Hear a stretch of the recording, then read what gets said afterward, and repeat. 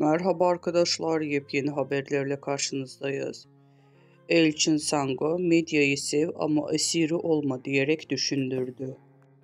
Güçlü metaforlardan oluşan kısa filmde medyanın gerçeklik algısına nasıl çarpılabileceğini gözler önüne seriyor. Elçin Sango'nun fotoğraflarında görünmemesinin medya tarafından tükenilen bir figür haline getirildiğinde gerçek kimliğinin kaybolduğunu sembolize ediyor. Medyaya esir olamam uyarısı insanlarda medya tüketiminde bilinçli olmalarını hatırlatıyor.